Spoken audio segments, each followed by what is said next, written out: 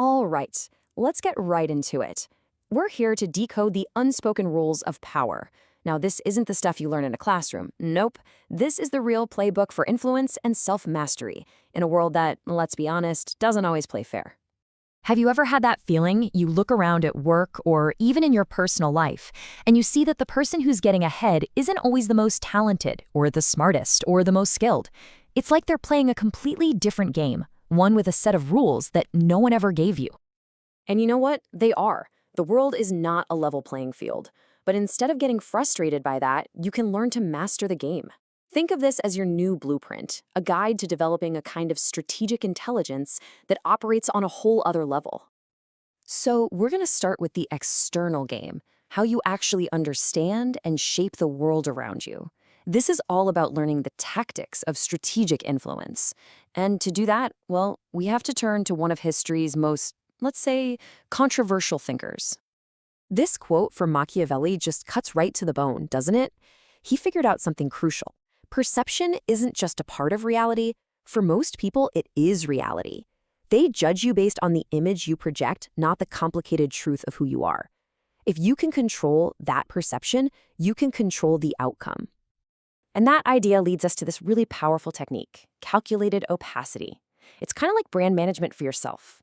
Now, this is not about lying or being fake, not at all.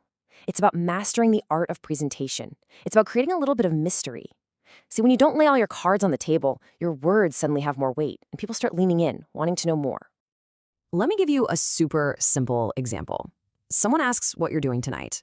The predictable answer, oh, just staying home, watching movies, is honest, sure, but it's totally forgettable. But the strategic answer, I have something important to take care of. See what that does? It creates intrigue. It makes you seem like a person with depth, with purpose. It's a tiny shift, but it completely changes how you're perceived. And this brings us to Machiavelli's most famous and most misunderstood idea, that it's safer to be feared than loved. But hang on. Fear here doesn't mean terrorizing people, not even close. It means commanding a deep, unshakable respect. Think about it. Love is fragile. It can change with someone's mood. But respect?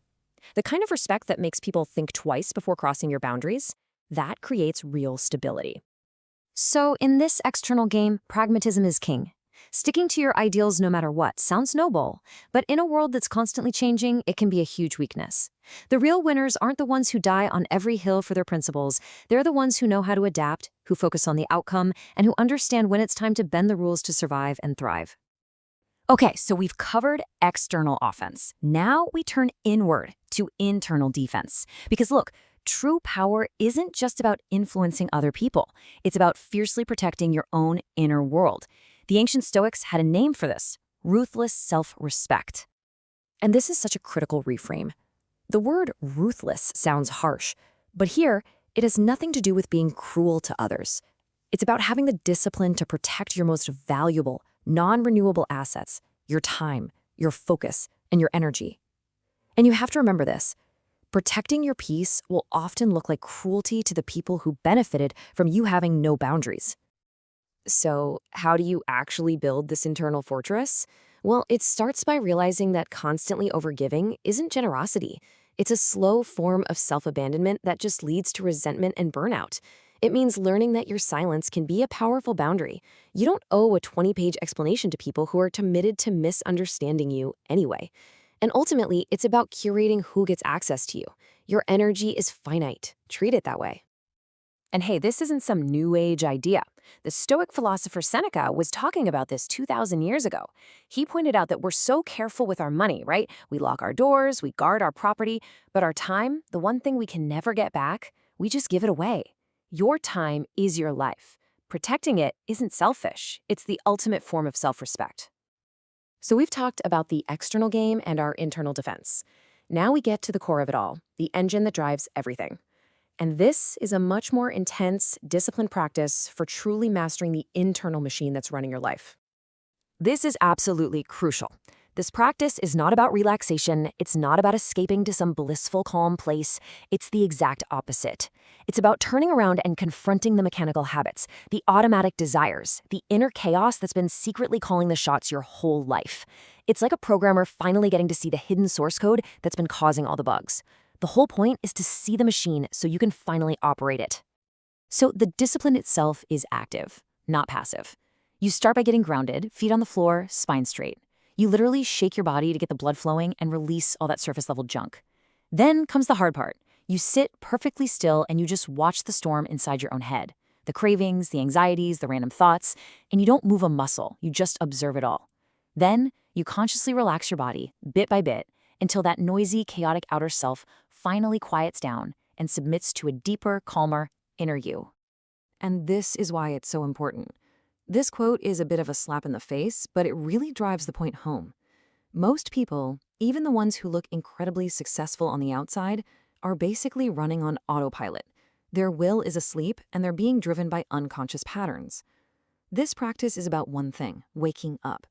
It's about taking the controls of your own machine, maybe for the first time.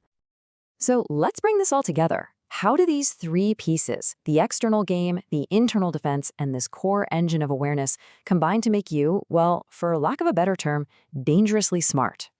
This timeline really shows you the whole journey. And it's not just a random list of tactics, it's a progression.